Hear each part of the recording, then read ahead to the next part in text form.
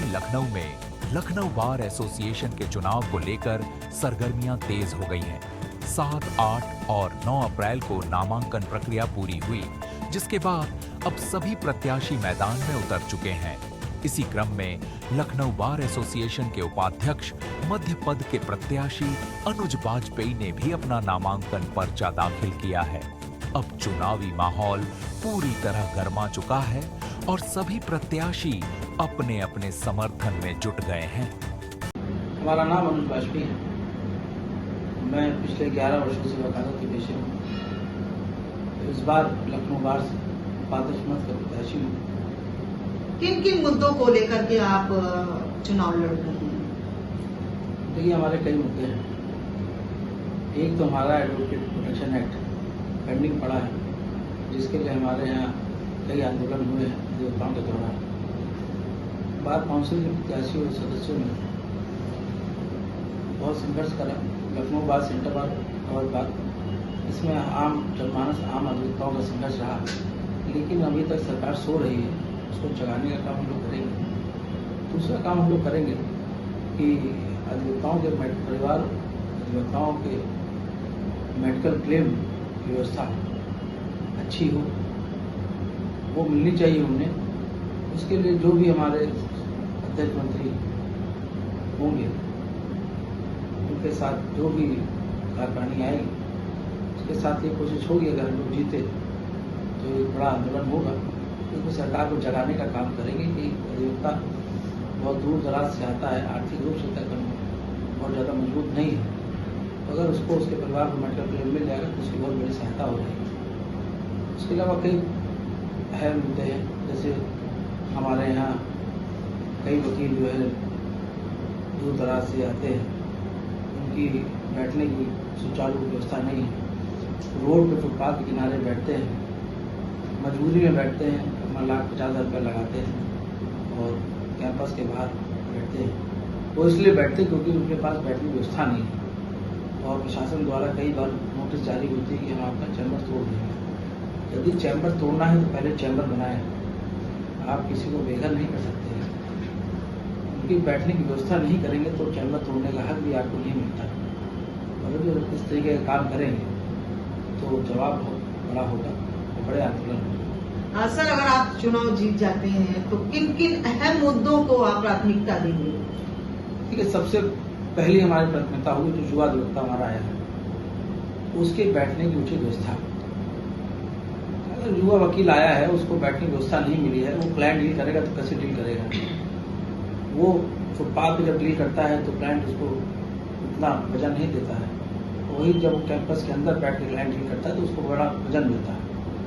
तो सबसे बड़ी चीज़ ये है कि हम अपने नए अधिवक्ता जो आ रहे हैं, वकालत करके इतनी अच्छी पढ़ाई, इतनी अच्छी कॉलेज से पढ़ाई करते हैं, और उनको एक अच्छा माहौल नहीं मिल पा रहा है, एक अच्छी बैठने की व्यवस्था नहीं मिल पा रही है। तो वो व्यवस्था, वो माहौल, उनको बैठने की उचित व्यवस्था ये हो, इस पर हमारी पूरी कोशिश होगी।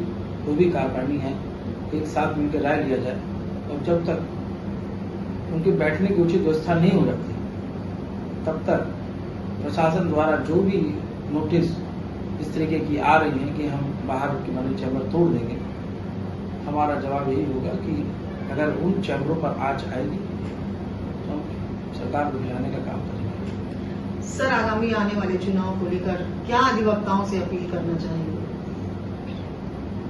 जो लखनऊ बार का 23 तारीख को होने वाला चुनाव है, मैं हर एक अधिवक्ता परिवार, अधिवक्ता भाइयों बहनों से, गुरुजनों से यही कहूँगा कि आप एक साफ स्वच्छ छवि के वकील को अपना एक जिम्मेदार सेवक के तौर पे चयन करें। उसका चयन करें जो विवादित काम, जिस ऐसे व्यक्ति का चयन करें जो अधिवक्ता पेशा का कलंकित ना करे।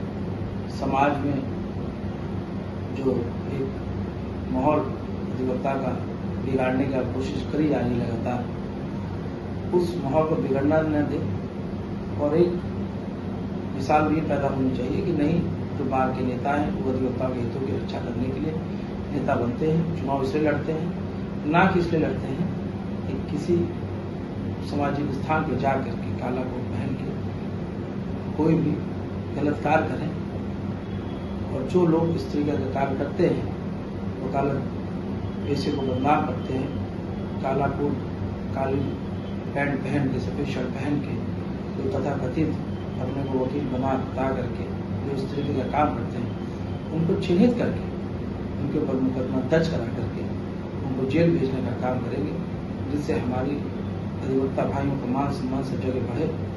ऐसे लोगों की वजह से हम लोगों को कई जगह बहुत दिक्कत होती है, हम लोगों के परिवारों को बहुत दिक्कत होती है। ऐसे लोग बहुत बड़ी संख्या में हैं जो गाड़ी में अधिवक्ता का लोगो लगा लेते हैं और लोगों से बदतमीजी करते हैं, कई लोगों से बदतमीजी करते हैं, सम्मानजनक लोगों से बदतमीजी करते हैं।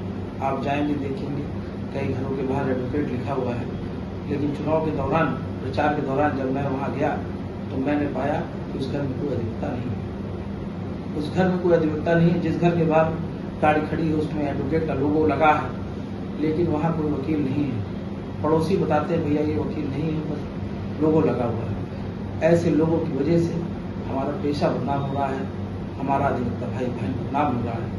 सबसे बड़ा काम करेंगे, ऐसे लोगों को चिन्हित करके उनको जेल भेजने का काम करेंगे, उनको मुकदमा दर्ज कराने का काम करेंगे।